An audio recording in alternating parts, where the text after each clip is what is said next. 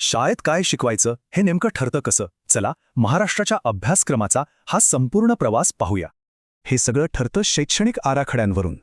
आणि गेल्या काही दशकात यात मोठे बदल झाले आहेत. तर मग 1986च्या एका साध्या कल्पनेपासून आजच्या या तपशीलवार आराखड्यापर्यंतचा प्रवास कसा झाला? याची सुरुवात झाली 1980च्या दशकात, जेव्हा पहिलं राष्ट्रीय शैक्षणिक धोरण लागू झालं.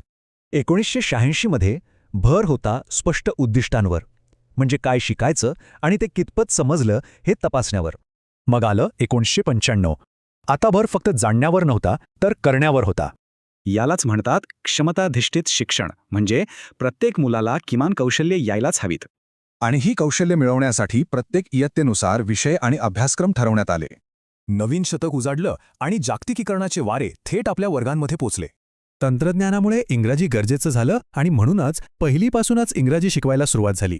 2005 साल तर खूप महत्त्वाचं ठरलं, कारण आता फक्त अभ्यासक्रम नाही तर शाळेचा अनुभव बदलायचा होता. प्राय यशपाल समितीचं एकच ध्येय होतं, ओझ्याविना अध्ययन, म्हणजे शिकण्यात आनंद हवा.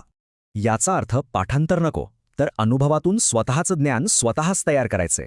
2010 पर्यंत एक गोष्ट लक्षात आली की प्राथमिक आणि माध्यमिक शिक्षणात म्हणावा तसा ताळमेळ नव्हता. म्हणून मग 1ली ते 12वीसाठी एकच सलग असा शिक्षण आराखडा तयार करण्यात आला. पण शिक्षणाचा खरा पाया कुठे घातला जातो याचं उत्तर होतं पहिलीच्याही आधी. आणि म्हणूनच 2014मध्ये आला आकार अभ्यासक्रम, खास 3 ते 6 वर्षांच्या मुलांसाठी. इथे पुस्तकं नाहीत, तर खेळ, गाणी आणि कृती आहेत, ज्यातून मुलांचा सर्वांगीण विकास होतो. आणि आता आपण पोहोचलो आहोत आजच्या काळात, जिथे नवं राष्ट्रीय शैक्षणिक धोरण दिशा दाखवतंय. 2022चा राष्ट्रीय आराखडा खूप विचारपूर्वक बनलाय, भरपूर संशोधन आणि तज्ज्ञांशी चर्चा करून. आणि याच धर्तीवर 2023मध्ये महाराष्ट्राने स्वतःचा नवा राज्य अभ्यासक्रम आराखडा तयार केला. थोडक्यात हा प्रवास फक्त काय शिकवायचं याचा नाही, तर शिकण्याचा अनुभव समृद्ध करण्याचा आहे.